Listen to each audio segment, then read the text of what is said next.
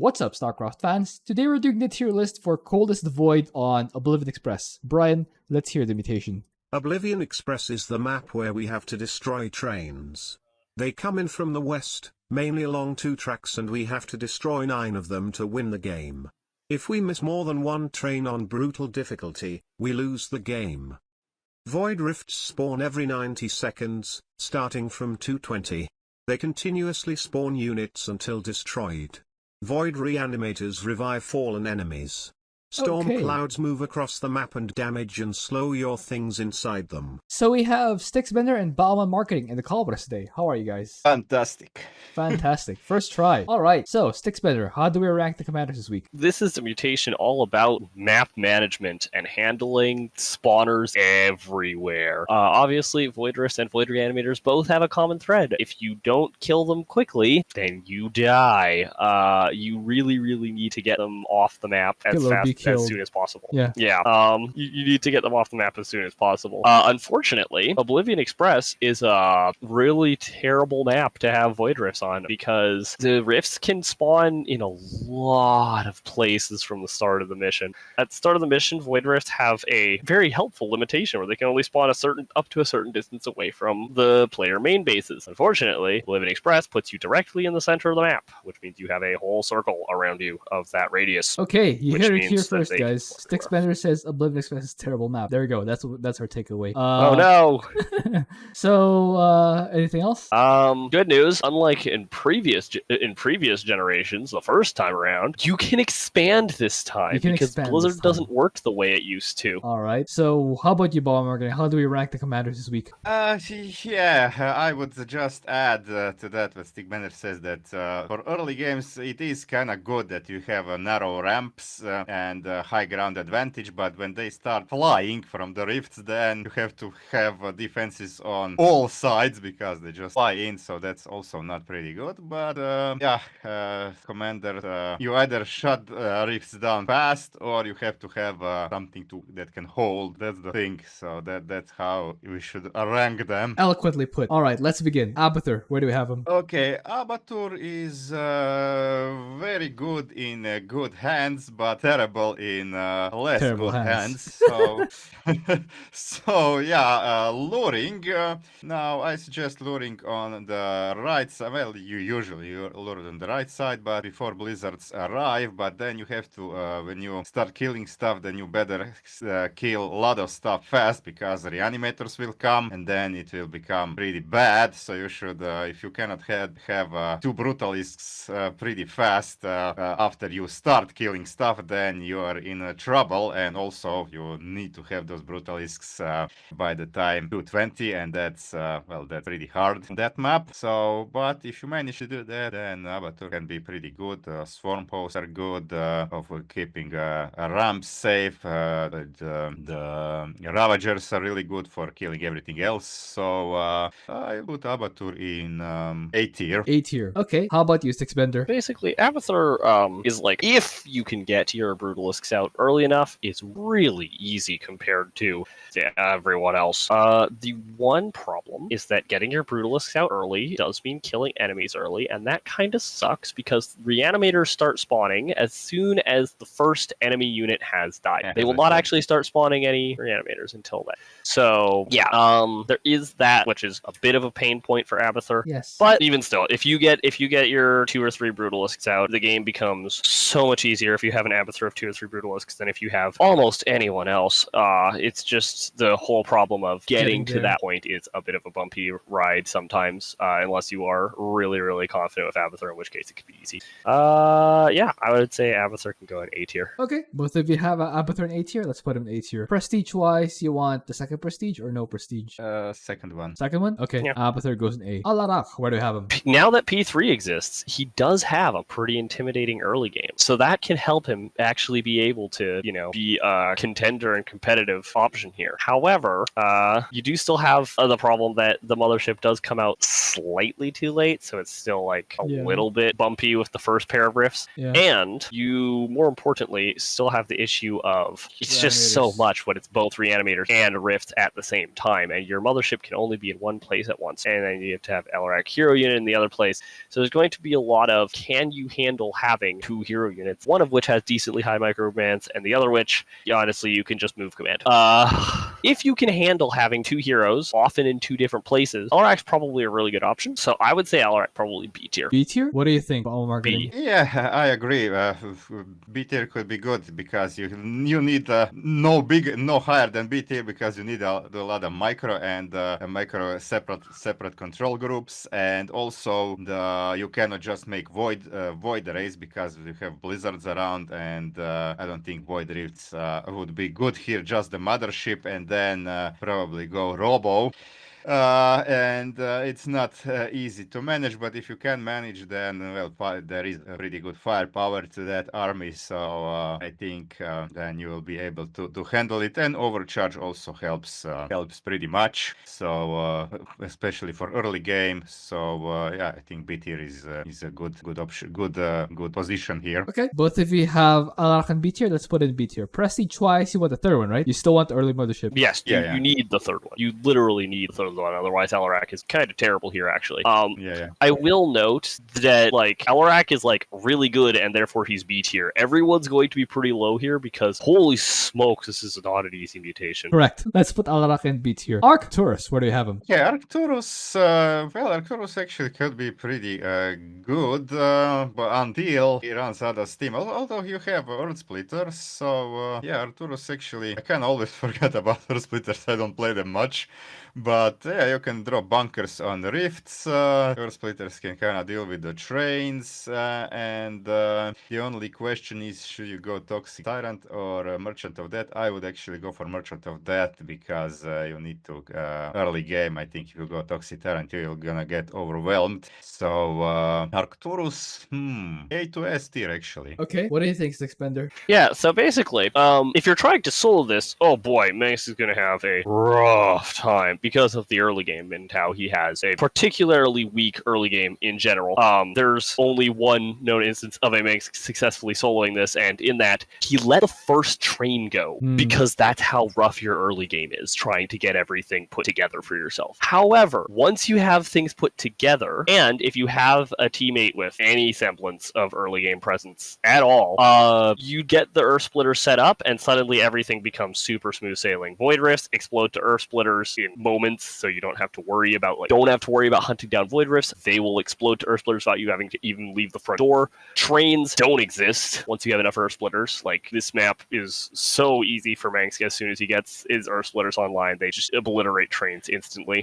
Basically, you're able to spend the majority of your time focused on the rifts and reanimators, and you don't even have to leave your base necessarily to get most of the rifts. And for the few rifts you do have to leave your base for, guess what? You could just have a Pride of Augustgrad, which can just jump over, triple tap Yamato. It's gone instantly, and you have another charge of jump. So you can use the same one to hop to another Void Rift. You can hop it home if you had to go deep into enemy territory. It's just Manx is going to be by far the very, very, very strongest once you are set up. That's the operative word. Once you get set up. Once you get set up. Okay, early game is not so bad because if you go Merchant of Death, then you can drop troopers on the rifts. The problem is you are going to run out of money very fast if you are trying to work with losing troopers because Reanimators.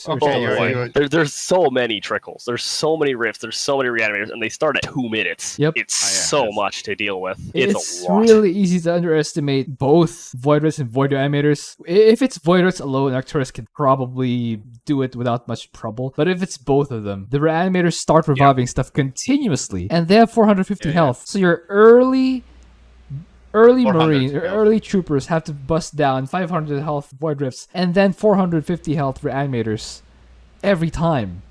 That's every 90 seconds. Can you have enough of them in all the places where the Void Rifts spawn? You will need to rely pretty heavily on bunkers to carry your early game as well. Heavily. So I would say Mengsk is rough early game, strongest late game, but it is rough early game. So could be S, probably A. Probably A. Okay, both of you are okay with A. Okay. Let's put Arcturus in A. Okay, yeah, probably more A than S. Okay, yeah. Artanis, where do we have him? Not as terrible as he used to be, but not great. So You are going to want to go P3, probably, because the problem is, traditionally for Void Rifts, you will often want to not go P3, because that way you can use just a single set of 5 shots from Orbital Strike to completely clean out a Rift. Unfortunate problem with that is that you kind of have to deal with multiple Rifts at the same time, so you might end up wanting to just go P3 so that you can drop Archons that you spread out over a wider area to catch multiple Rifts and or Reanimators, especially the Reanimators. Archons can easily clean up Reanimators, but they can't do anything about Rifts. If you are okay being like almost like a support style player for your teammate, where you are a strong support for them, then you can go with non-P3, because the way that I'm talking about being a support here, you are not being useless and sitting back and providing Guardian Shell. What you are doing is letting your ally be the one who is handling the main frontal assault style hitting of rifts, all the rifts that are close but you have to push through Reanimator trickles to get them, and you are snagging the far away ones, which is not to say you are less important, because those are the harder to reach ones for a lot of commanders. Artanis is very good at snagging lone rifts that are far away if you are non-P3. Not so great at the ones that are close and up front and in your face. You still have to avoid blizzards. Okay, maybe you have phoenixes, so they're fast. You have phoenixes, you have observers, you can summon new observers on the spot. You are very good at snagging things off in the distance, if you are allowed to focus on being the guy who's snagging things off in the distance. The other things with like being a good support commander is that you can some kind of nullify half the trains with solar bombardment, but that's half the train waves. You can nullify a train, not all of them, but that can make it a lot easier, right? Like, you can provide a lot of value regardless of which prestige you're going for, but basically it all comes down to you are providing huge amounts of value. You are never going to be able to get everything as Artanis. Your goal is to get as much as you can in order to make it so that life is really easy, hopefully, for a more direct assault commander. Yeah, so your ally can kind of doesn't have to solo it, sort of. Basically.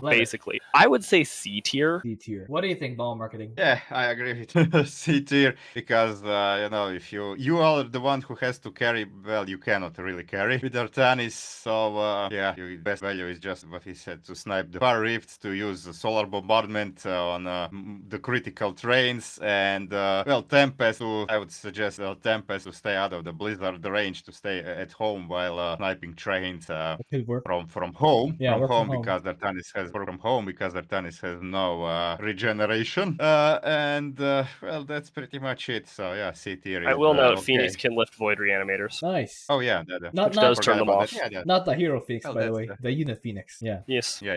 The flying thing. Unfortunately, can't damage trains, so that's not great. But having a few is okay for the far rift and for Reanimators. So both of I will also note, there is an argument for just dumping Artanis all the way down in D tier, because but he can provide so much value to an ally, and this mutation is one where it's not really fair to consider that you're trying to hard carry this mutation, because if you are, you're just going to want to have an A tier or S tier commander and don't even touch anyone else. It's really rough mutation. You need a strong person, you need a strong commander if you want to hard carry this. Anyway, let's put Artanis in C. Okay. Karax, where do we have him? So, Karax he's pretty good at killing rifts, because of the fact that he has an unlimited supply of orbital strikes, and it only takes 5 to kill rifts. So anytime you get a rift into vision, Karax can kill it really, really well. Also, static defense that defends trickles really, really well. Yes. It'll get a little awkward when it comes to actually hitting the trains. You do have Solar Lance. And Solar Lance with the fire upgrade does do a ton of damage. Several times. But ultimately, Karax kind of ends up being he is a bit also of a flexible pick, because you can kind of build him more towards being the assault carry if you are focusing all your resources on hitting the trains and killing waves, and letting your ally focus on getting distant rifts or getting vision of rifts for you. Since your ally only has to give vision of rifts for you, and you can annihilate them with orbital strike without really dedicating any resources to it, as long as you're not the one having to get vision of them. It's not a huge investment for you. Well, you have Mirage mirages. Yes, you can. But my point is, like, Karax is kind of flexible. You could play as, like, the support of the assault support pairing. You could play as the support by being the one who gets vision with getting mirages or whatever to get vision of rifts, clear out reanimators, and go hunt them down yourself. Or you can build yourself more as the assault, focusing your resources into lots of Kadaran monoliths that'll be able to snipe the trains that they're running by and defend your base, and focusing on getting out that fire solar lance and using those solar lances to burn down trains, and then eventually getting out carriers or immortals or something in order to be able to continue to get more and more train DPS. You can kind of do both as Karax. So, unfortunately, you can't do both at the same time as Karax, so I don't think he can go higher than B tier. I did that earlier today. Well, okay. Well, what I meant is you can't do both at the same time without having, like, you can't be the main, like, assault and the main support at the same time. Soloing it. It's Karax. Like, you will get stretched too thin if your ally isn't doing anything. Okay, that's true. You will get stretched too thin if your ally isn't doing anything, but any bit of help at all, like even just in the early game, just spotting the first two rifts so I can keep my build tight, having like a unit here, a unit there, that's enough help for Karax. You don't need a lot of help like a lot of these other commanders. You just need some help. Okay, after some internal discussion, we've come to a conclusion that yes, Karax can indeed be the primary guy destroying the rifts and also helping out with the trains using monoliths, and also getting vision of the far rifts using mirages, and also defending the reanimators using cadence, shield batteries, and energizers behind them, because that's what I did in that game with Cage. So, we've come to an agreement that Karax is indeed A tier, right? Right, guys? But I would like to say that I think Architect can also be really good here, although I don't think Architect of War goes to A tier.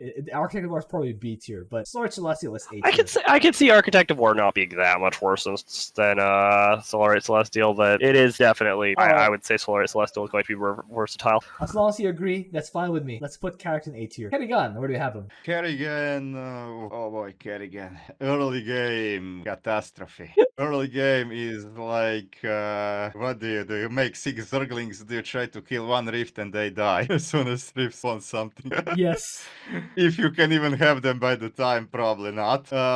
If you make Spine Crawlers, then then also the same thing, and you hold on for like a minute and then they die and then you die.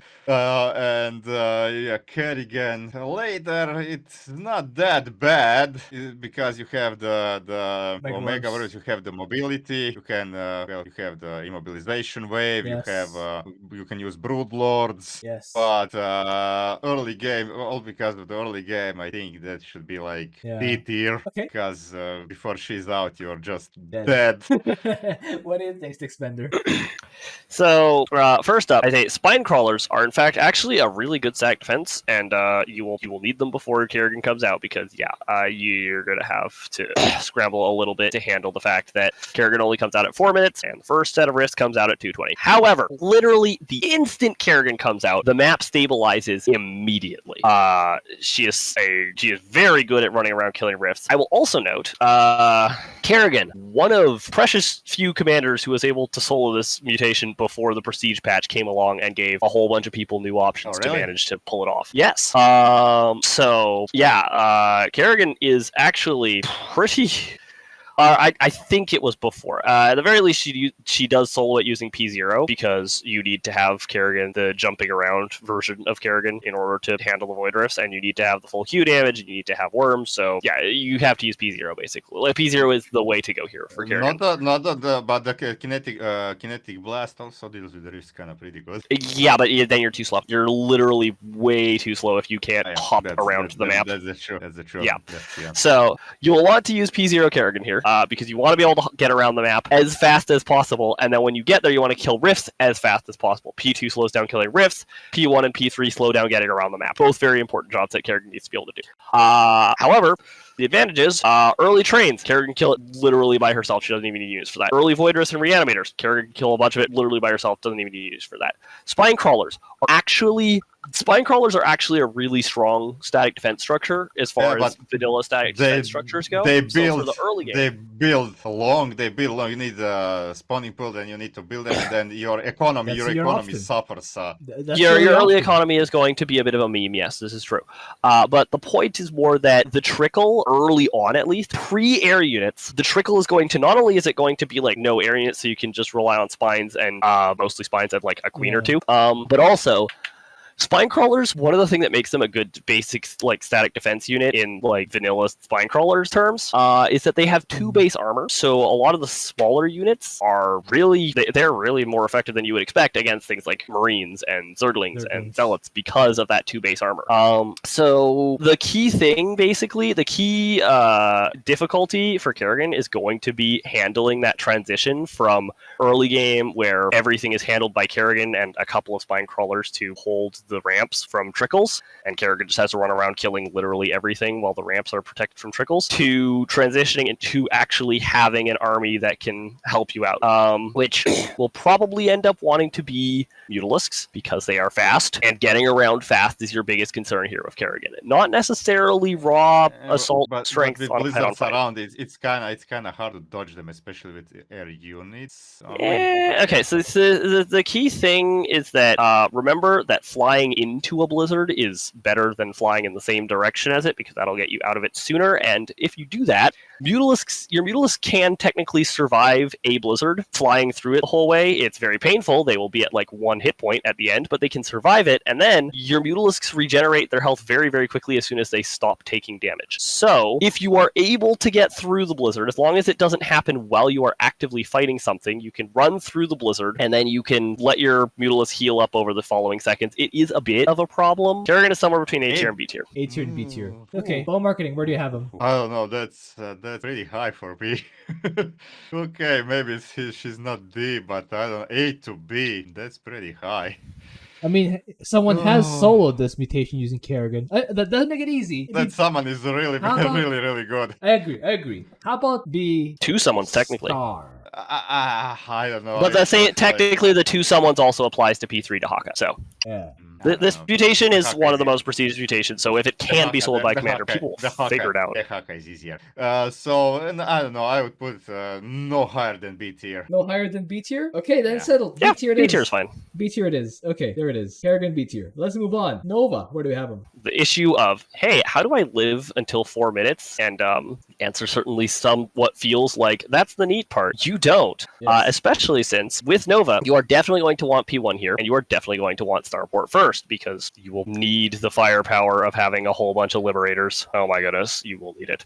And so that ends up with the awkward situation where what are you going to do for the time before Nova comes out? Defend with a singular Raven? Probably have to make a pair of Banshees, most likely, and then hopefully your pair of Banshees, which still doesn't come out at 220, can deal with the first Void Rifts and everything that spawns from them all at once. Yeah.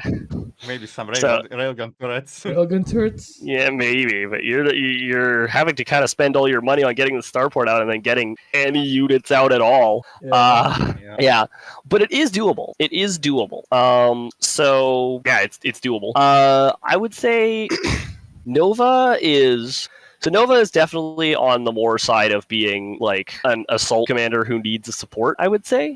She's not amazing at reaching at the distant rifts because of the fact that it's not that she can't reach them, it's that it takes so much of her time which could have been spent absolutely obliterating trickles and trains.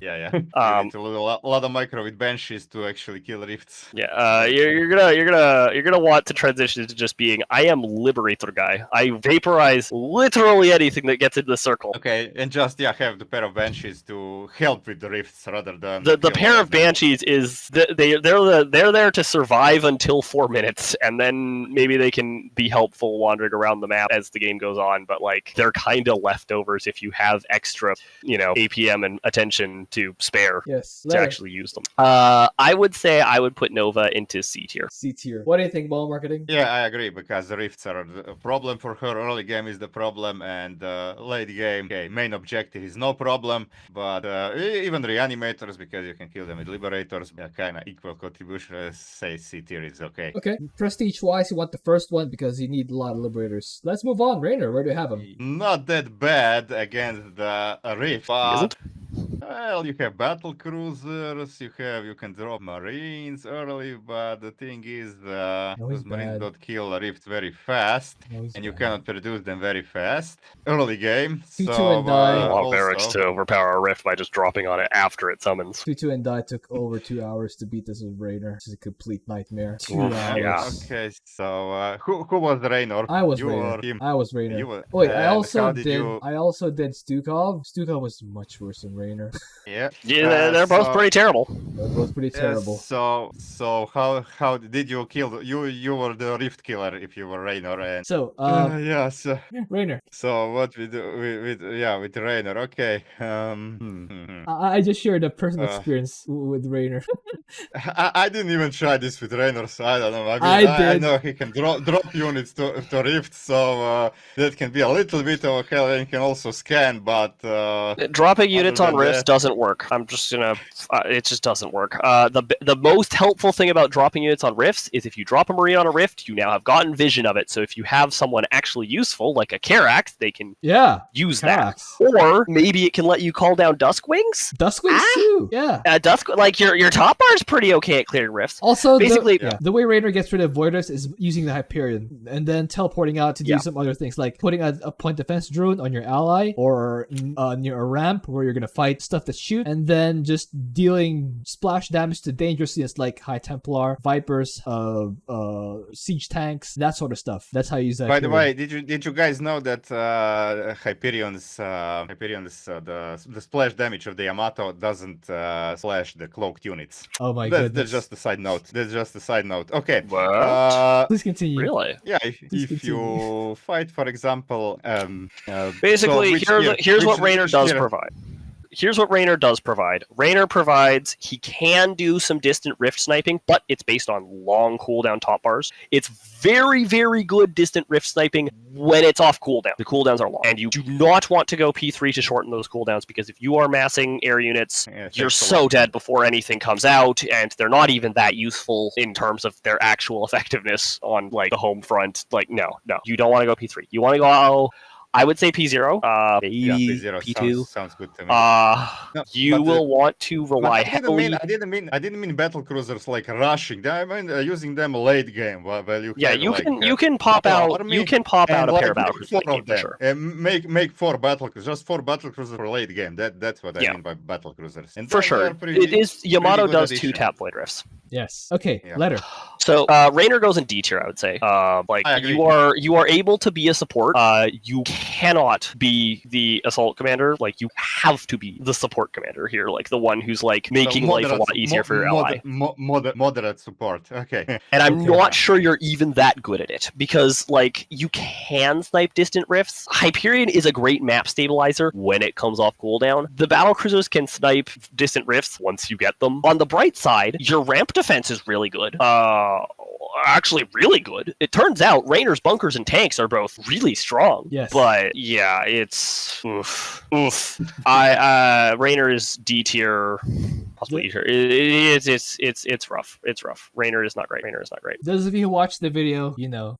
Okay, so what do you think? Ball marketing D tier? Yeah. I already said I agree with D tier. All right, let's move on. We don't recommend prestigious for D tier and below, because like, why would you? If you still want to go for the D tier, No, I'll make a recommendation. Don't touch P3 unless you want to change that D tier to an F tier. All right, Stetboy, where do we have him? Is not a support because he rams his forehead against problems and is not amazing at dealing with trickles and distant rifts. So even though everyone assumes that Stetmann is a support because he has stat zones, guess what? He's a direct assault commander. Hooray! Yes. Anyways, Yeah, and Blizzard make his life miserable and those stat zones.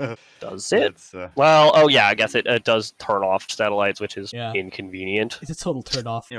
It's just inconvenient, honestly. You have, especially on this map, you have so many satellite charges for the fact that you don't don't really have to expand to cover a huge area, kind of get the map covered pretty quickly, and next thing you know, it's like, wow, I've got so many extra charges, so I can just go like, oh no, a blizzard turned off the Stellite. It's going to be a rough time trying to handle all of the different spawners in the far distance. Oh boy, it's going to be rough. Yeah, both of them. Yeah. Basically, Stetmann can be really, like, Stetmann will go really, really well with one of the people we've listed as being, like, good support, because good support can deal with the distant problems and deal with the trickle, and Stetmann can just focus on the train. running up the reanimator trickles to kill reanimators, killing the close rifts, and smashing into trains and obliterating them. Yes. As long as Stetmann's allowed to focus on those things, he will do great. So I would say Stetmann probably can go into B, maybe C, probably B. What do you think about marketing? B is fine for me, yeah. All B right. is fine. Rifts. I will note you do have somewhat the problem of being weak pre 4 minutes. However, as long as you are spreading your Stellites, like, okay, actually, wait, basically at that point. Early game also, yeah. Let's take a look at who we have already, where people already are. We already have Nova in C tier. Yes. Yeah, Stetmann goes in C tier. Stetmann goes in C tier. Okay. Yeah, because early game, yeah. So, okay. yeah, early game is a Didn't bit... even think of early game. Okay, so, yeah, if the rift spawn in very bad spots, you're kind of at the mercy. You're kind of at the mercy of the spawning of the spawn location. Yeah, so. you are very much at the mercy of RNG for a lot of the game. Right. So eventually you will overpower, but that's with a lot of help. Yeah. Stukov, where do we have him? Suffering, intense suffering. Oh my gosh, it's a commander with a bad early game, and he's sluggish around getting around the map, and he has actually got legitimate issues with accumulating train DPS because his DPS is also kind of sluggish. Like, a lot of it kind of comes from a damage over time that doesn't stack. Wow, this sounds awful. So yeah, for Stukov's part, he's not really great at carrying a support role because he's terrible at getting distant rifts and terrible at getting reanimators. Just absolutely awful. He can't really do an assault role that well. Your best bet to try and be helpful as Stukov here is you're basically going to want to go P1. You're going to want to get a bunch of Diamondbacks out so you can at least have something that is mobile enough to roam around the map, clear out rifts, clear out reanimators. You are not going to want to have to be stuck handling the IDEF while doing this, or if you are, then ideally you are setting up a couple of bunkers and letting your ally deal with rifts instead. Either way it's P1, and ultimately your long-term plan is going to be get as many tanks as you can. Once you have a bunch of tanks, Stukov will actually be pretty helpful. Yes, if you get there. Oh boy, it's going to be a brutal early game, because Stukov is just generally already a very slow early game. He's a commander who takes time to get himself going. It's going to be a brutal +6 early game for Stukov. It's not just a brutal +6 early game, it's a brutal +6 with mutators that are focused on making specifically the early game absolutely terrible. So yeah, Stukov, you will need to use P1. You will need to rely on attachment of early Diamondbacks, maybe some bunkers to guard ramps, and just if you can leave something to your ally to allow yourself to scale up to tanks faster, you should make tank. Lots of tank. So much tank. Maybe you can make benches and build them hidden faster and drop them on the rifts. No. I'm this close to kicking out of the call for suggesting that. Okay. Letter. I would probably lean towards D or E. I think I'd lean towards E. I've used Stukov against Rifts and Reanimators separately, let alone together. Oh, nightmare! What a nightmare! Yeah. I would say Stukov is probably E tier just because of how absolutely atrocious that early game is. You are doing, and he's in the center of the map, so the creep spread is terrible as well. No, that would actually make the creep spread like the best possible it can be. Really? Being in the center of the map, because everything is just like all the trains kind of come around your base, and the creep spreads equally in all directions. Like this is not we're not in the days of Brood War anymore, where each patch of creep has a fixed number of pixels of creep it adds per time, and if it's in all directions, it dilutes the spread of creep. Well, yeah, we can argue that if he's worse than Raynor and he is, then it is E tier. Okay, both of you He's have. not significantly worse than Raynor, by the way, but he's definitely worse. Yeah, I don't think he's significantly worse than Raynor because I have Raynor in E tier. But you know, it is how it is. Swann, where do we have him? Swann. Yes. Okay, so Swann is, well, defensively pretty good. Also, you have Hercules, you have the laser, so you can deal with rifts pretty decently. Against the trains, well, you can also deal with them pretty decently. If you put few of the turrets down there, blizzards will not kill them because they can out-repair. So generally, I think that Swann would be an A tier commander over here. Okay, what do you think, Sixbender? Swann he's got the makings of a good support commander again, but he actually has some ability to help on help as a assault carry commander, but it's not great. It's basically based around wraiths and turrets as always, because that everything good that Swann does is based around wraiths and turrets. Yeah. I would say, yeah, you're relying on turrets. You're going to defend the trickles with turrets. You're going to rely on Hercules and or maybe a floating factory or two to kill rifts by just get vision of them, target them down with laser drill. And as for defending the trains, nice thing about Swann's static defense, the way that it self-heals itself, all the turrets can self-heal at the same time, unlike, say, Karax, where only a certain number of turrets can be healed at the same time. So putting your turrets inside of blizzards is actually fine. Yeah, it's They okay. can all heal. So you kind of want to basically take over the map, expand your borders, expand your horizons. The more of the map you can get turrets on, the better you're going to have vision to be able to laser drill things. And the more void rifts are just going to spawn in, discover that they spawn in the middle of turrets, and die immediately before spawning anything. Yes. So your goal as Swann is basically to try and take over the map as much as possible with your turrets. You do not want P1 because you will want to have your laser drill active spells very much here. Yes. And also your laser drill is primarily going to be focused on hitting rifts and reanimators for splash damage. Doesn't do anything for you. So you will also want... Reanimators are not that big of a problem also because they trickle. They revive one by one unit and then turrets just kill them as they come. So that's Correct. also not a problem. Correct. Letter. So I would say you probably want P2. Yeah. Anyways, where to put Swann? Well, mostly, I feel like there's some revisions I should make to this tier list. By that, I mean a single pair swapping. But yeah, we'll worry about that at the end. Yes. Letter. I would say Swann can go into C tier. All right. What do you think, ball marketing? Well, I put Swann in A tier actually. I don't know about that. Okay, I could see B tier, maybe. No. Swann is good against everything, against Reanimator, against Rifts, against mission objectives. Like Swann is pretty much. He's good against okay everything. against mission objectives. He's okay against rifts. He is not great. He is not a great rift counter. Like he's fine against rifts. Is kind of the whole deal of Swann. Well, When you compare Swann to Karax, the verse rifts matchup of Swann and the verse rift matchup of Karax, it is night and day. Oh my god! I'm not just talking about dealing with like killing rifts fast. I mean, even the rifts when they Swann can hold, like turrets can hold the attack, the incoming waves. So I would say true. Swann's ability to get vision requires you to get things set up. You have to get a starport with a tech lab, build Hercules, or alternatively, if they're close enough, you can get a floating factory to them, but they have to be close enough. Floating factories are slow. If you get caught in a blizzard, they're even slower. You can hold trickles, but like you can only hold trickles if you are killing rifts faster than they are spawning. If it takes you longer to clear the rifts than it takes for the next set to spawn, you are cooked. You are dead. You're so toast.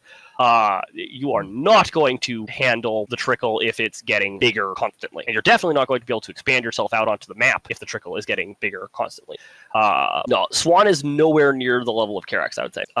He's a lot easier with Karax. I don't suppose you've seen the strategy. You can be at home. When this mutation first came out, I came up with a strategy of Vorazun, Dark Piled Wall, and Swann just put a line of static defense and siege tanks behind it, and just SCVs to repair. That actually did the job during the first time this came around. Like guys like me. During the first time this came around, Vorazun could already solo it. To be fair, but the majority also of damage Swann still gas came on from Vorazun. Swann. Yes. I think the only advantage Swann had over Karax there is that Swann has Vorazun gas, so can give gas to Vorazun, and Vorazun sees gas and goes a little crazy. Yes.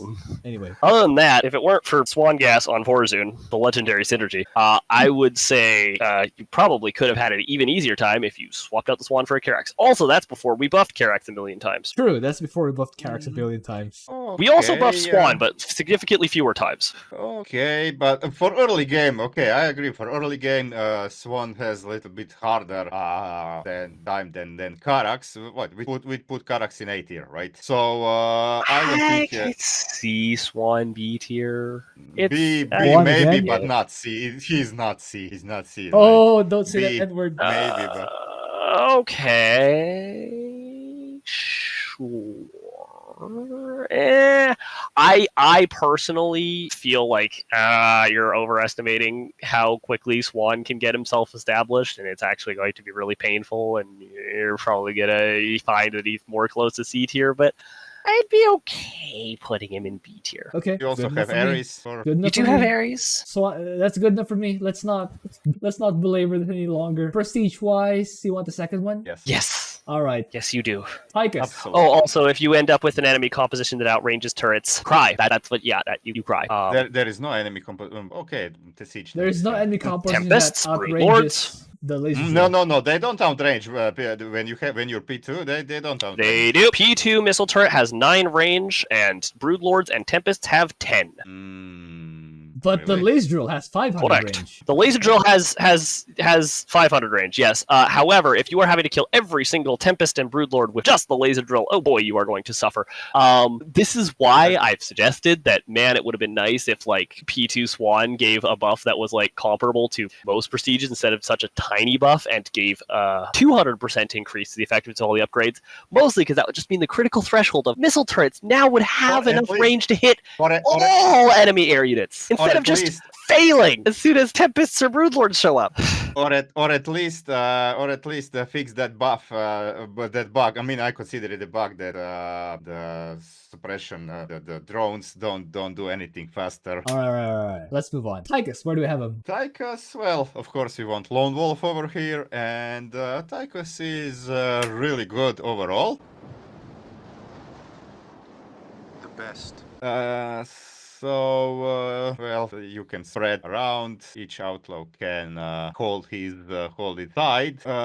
You can have Crooked Sam running around and killing rifts, and but it can be trouble if one of the outlaws dies. If your line breaks, then suddenly you could be in trouble. Dead. So dead. So without ally doing something, I think you cannot really solo. Letter. That's why I put A to B. A to B. What do you think, Stixbender? Easily A tier. I'm going to give a very, very brief history lesson here. When the Prestige patch first came out, people had a really, really high opinion of Tychus P2, and part of it was because Void Rift mutations were generally what people saw as being the hardest, and he was very, very, very well equipped to deal with Void Rift mutations. There was a huge renaissance of people soloing this mutation, specifically with Tychus P2, right after it came out, because compared to most other characters, it was shockingly easy to just solo this mutation with P2 Tychus. There is an argument for S tier, because like P2 Tychus completely revolutionized the difficulty level of soloing this mutation. But you also have Reanimators, you have Blizzard, so it's not that easy as if it's just Rift. True, That's why but not S. yeah, even Reanimators are again the same thing as Rifts, where it's having to deal with things on multiple ends of the field.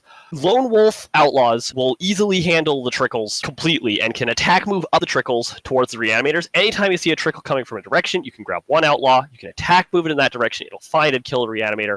Like seriously, P2 Tychus is, I would say, I would personally put it as the second best option. All the commanders for this mutation, Tychus is amazing.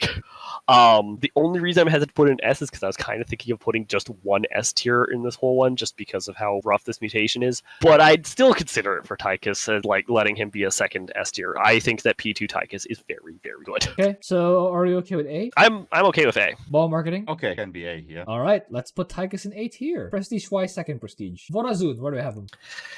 So Vorazun, as mentioned before, Vorazun was the first commander ever to solo this mutation, and it was a long time before someone joined her, and that someone was Abathur. Actually, wait, Abathur might have. All right, Abathur and Vorazun were both the first two. Abathur and Vorazun both soloed this mutation in the early days, and no one else could do it back then. Partially because we didn't have the power creep we have now. Unfortunately, since then, Abathur has continued to get stronger. Everyone has continued to get stronger, except Vorazun. She's kind of aged. She got a couple nerfs. She has a beard now. Yeah. Her mouth covering is actually concealing a beard.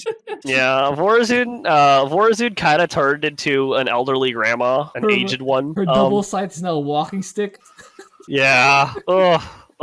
Poor Vorazun years did not treat her well compared to every other commander. There are a few commanders who I would consider weaker now than in the olden days. Raynor was more heavily nerfed. Raynor was more heavily nerfed. I don't know. I feel like he's actually better off with all the many myriad of different buffs he got now than he was back when he had double. But the enemies were buffed more than Raynor was. So okay, enemies were buffed a lot, but enemies were done being buffed by the time mutators started to happen. Like when mutations first started happening, created mutations because they decided we're done buffing the enemies for the most part. It was after that point that they did give enemies a bunch of extra upgrades, like let them have things like adrenal glands and circlings. Okay. No, the extra weight. So all that to say, Vorazun is pretty good here, but she's not going to be the easiest one. As much as has always been capable of soloing this mutation, it's not easy. I would say, and also a lot of pretty much everyone in A and B has soloed this mutation. A lot of C tier has soloed this mutation. So at this point, it's no longer nearly as much of an honor as it used to be. Thanks, Prestige Patch. So I would say Vorazun is probably looking at somewhere in B tier. The basic solution for Vorazun is to rely on the fact that the Void Rifts do not really spawn detectors very much. Eventually, they start spawning Ravens. Yes. And even then, they spawn some Ravens, but they won't spawn Overseers and Observers. Ravens are not invisible. Yes. So Cloak Walls can give you a lot of breathing room. So much breathing room in the entire early game. Okay. So what do you think about marketing? Oh, well, I think Vorazun also relies heavily on enemy composition you are fighting, because if you have something ground like a Terran Bio, then you can wall off, and then they don't see you, then they cannot reach you, and then you have easier time. And if you have something like, I don't know, maybe Reapers, then it's not so easy. And if you have Sky Terran, then it's pretty bad. Yes. So yeah, I think I would put Vorazun actually in cloaked units help a lot. I would put Vorazun in C tier. Yeah, you know what, man? There are too many comps that just make Vorazun suffer. Yeah, I'm going to agree, actually. I think I've kind of talked myself down into it. Yeah, I think Vorazun goes into C tier. Okay, not another extended discussion. C tier. All right, Vorazun, C tier. She has 1 prestige. Keeper of Shithouse. Zagara, where do we have it? When hero unit comes out, then she's pretty decent against the Rifts. Early game also, because she has early Zerglings and can have Banelings. But late game, she will run out of steam. You have to deal with these Rifts, you need to deal with Reanimators, and Blizzards also don't make her life easier. I don't know. Bio-launchers. Bio-launchers. Okay, bio-launchers are kind of okay to stay out of the range. Yeah, you can work from home. You can build bio-launchers on the ramps, on the cliffs, and just shoot from a safe distance. Yeah. The only thing is, if you wanna kill also the Rifts and Reanimators with bio-launchers, you need to do you a just lot of micro. Zagara. Yeah, okay, you need to deep tunnel Zagara, but when 4 Rifts spawn, then they will be trickling, they will be spawning. So I'm afraid she could run out of steam. But yeah, with bio-launchers, she could actually get into B tier. Okay, what do you think, Stetmann? We have Mengsk Abathur at home. Yes, literally at home, because she just knows bio-launchers at home. So. Yeah, so bio-launchers are bad Earth Splitters, and Zagara is half a Brutalisk. What do I mean bad Earth Splitters? They shoot up, unlike Earth Splitters. Yay! Okay, that's oh boy. Yeah, I mean, realistically, it actually makes Zagara pretty decent. She has She has a hero unit that can teleport around the map to clear rifts. You will want to have a tight early build order, get your Baneling Nest out early, so you have both Zerglings and Banelings to clear early rifts. Yes. But Banelings do 1 million damage to buildings, by the way. So, Yes. And rifts are buildings. So you could kill the early rifts with Bane, and then Zagara comes out. She's half a Brutalisk. She can deep tunnel around the map on twice the cooldown of a Brutalisk, and clear rifts, nice and easy. And you have Bio Launchers, which if you get enough of them, will solve attack waves, trades, everything from home, and any rifts that spawn close enough to home that your Bio Launchers can reach them, which will not be a lot of them, because Bio Launcher range is not that great, but it's enough that you can kill all the trades. Yeah. Without even having to look at them. So, yeah, Zagara's actually really good. Serviceable. It's kind of weird. Serviceable. Serviceable. She's good. Let Yeah. her. Let her. I feel like she could arguably go into A tier. You just made Cage's day, Sticksbender. Unfortunately, it's not with P1 Zagara. You can't use P1 Zagara here. You're going to have a terrible time. But yeah. Cage doesn't recognize any other prestige than P1. you do have to use P3 here. If you don't have half a Brutalisk, everything falls apart. So, Okay. so what? A or Maybe B? it's only B tier. Might Maybe only it's be only B B tier, tier. but Yeah. Papa B is Yeah, not B- bad. I B would is go fine. tier. All right. B is fine. Oh, we said it. All right. There we She go. can go with Kerrigan. They're together again. Yay. Zeratul. This happens so rarely. Kerrigan is usually way above her. Prestige twice. You want their prestige for Zagara. Zeratul. Where do we have You him? need it, yeah. Okay, well. Anyways, Zeratul. Yeah, he didn't need to wait to the prestige patch. When he was released, he dramatically increased the number of people who had sold this mutation, like players who had sold this mutation. Cannons are good. Stalkers are good. Zeratul has a lot of DPS. He has a hero unit that has so much mobility. He's so high damage, so he can clear things fast. Yep. Zeratul is really, really good. Oh, and also he can just scatter Dark Templar around the map, and those can also just delete Void Rifts and Reanimators instantly because they have a ridiculous amount of DPS, because I am convinced that Blizzard just forgot that 1v1 and co-op are on different clocks. So Zeratul's Dark Templar just have more attack speed than regular Dark Templar by the same factor as the clock speed difference between co-op and 1v1. Amazing. I'm That's pretty actually sure. amazing. I'm pretty sure Blizzard just forgot. Anyways, yeah. So Zeratul is the one person who I would literally put into S tier. Zeratul really, really has a lot of tools that make this mutation The a lot Zeratools. easier. That's Yes, like Zeratul's the giant toolbox with Zeratul's brand logo on it. Oh. Okay. Yeah. Yeah. So I would highly recommend learning not to use F2.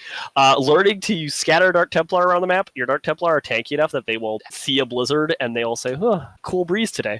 And Zeratul himself can solo a lot of the mission by himself if he's not having to worry about Void Rifts and Reanimators. So you have cannons to defend the trickle, and you have Dark Templar to clear out Rifts and Reanimators, and you just leave Scatter around the map and let Zeratul handle things on the front.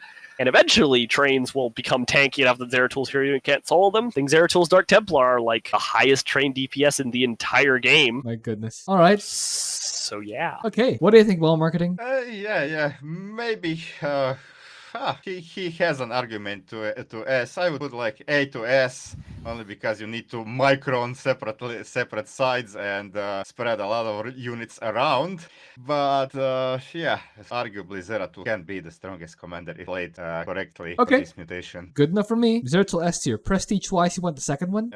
Or no prestige? Yes, you want second prestige. Okay. Yeah, second The one. map is plenty Zeratul. long enough for you to scale into Oblivion by getting like +7 attack. And you Nah, can, yeah, and on this map, you can of course easily trap the Fragment. I would also note, fragment. while my personal recommendation is to use the Dark Templar based strategy, if you look through the list of different Zeratul solos, people have used like every game plan under the sun. They've used Cannon's Good, they've used Mass Stalker, they've used Dark Templar. Zeratul's just, he's got this, man. He's got this. Okay. Zeratul S tier. Prestige twice. Second prestige. I want to make the quick adjustment here. Yeah.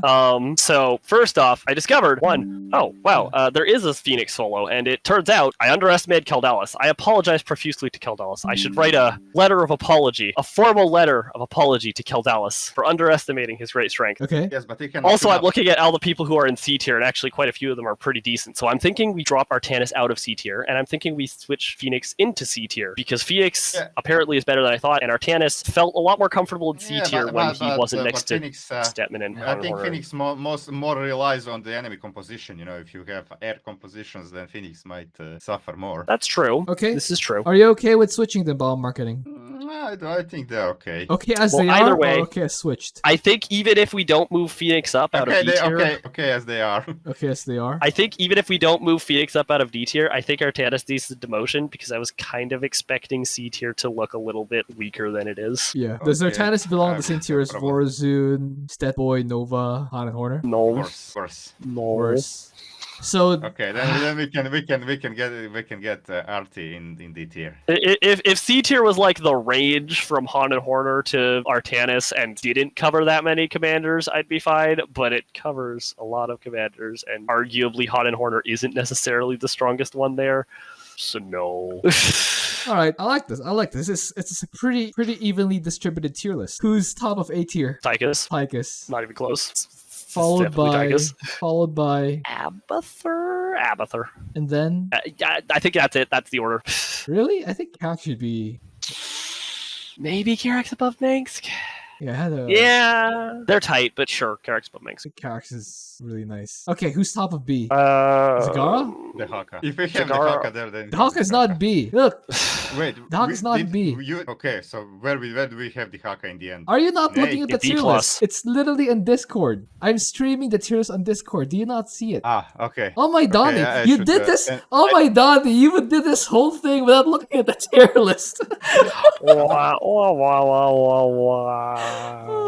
Donnie. Okay. Okay, who's top of D? Who's top of B? I would probably say Zagara. I'm gonna be real. Yeah, I think Zagara, top of B. Well, Wait, not actually, Brutalist. Bio launchers. it's between Zagara and Kerrigan, I would say, to be fair.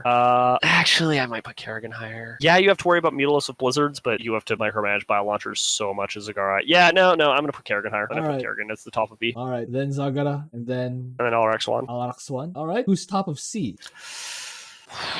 Man, that's a tough one. It could be Han and Horner, but I don't Is think Nova it the is. bottom of C? No, I don't think so. Who's bottom of C? Well, I think kind of Horner could be top of. no, I think it's Nova. I think it is. You're right. Nova is the bottom of C, because that pre 4 minutes is rough. Yeah. And she doesn't get Kerrigan level strong when she comes out. No. She is not going to clear the rifts nearly that fast when she comes out. Nova's ability to DPS down structures when she comes out is actually surprisingly terrible. So she will kill the rift quite slowly. I would put Stetmann just above Nova, because he also has the same thing. Gary comes out. He's not even Super Gary when he comes out. You have to find time to upgrade him to Super Gary, He's and only Deeper money to Gary. upgrade him to Super Gary. He's He's going to be regular Gary for a while, most likely, just because you have to invest because resources into surviving. Yeah. So is this correctly ordered now? Han and Horner, Vorazun. I might just put Vorazun at the top, though, because Vorazun is still Vorazun.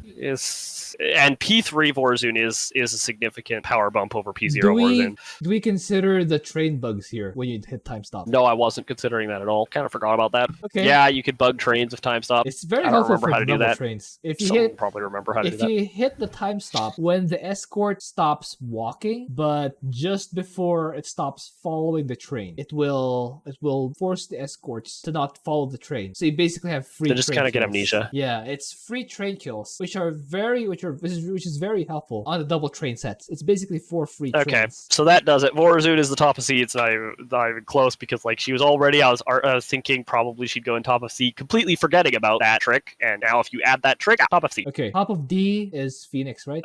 Yeah, definitely. Phoenix, then Raynor, then Artanis, then Raynor. Yeah. Yeah. And then Stukov and E tier. No, it's an F tier. Alright, guys. This is the tier list. So please watch Styx Batter's channel. I will link it down. Oh, and Bomber Marketing channels too. I'll link both their He has a channels down channel? below. Yeah, he has a channel. I'll see you guys next time.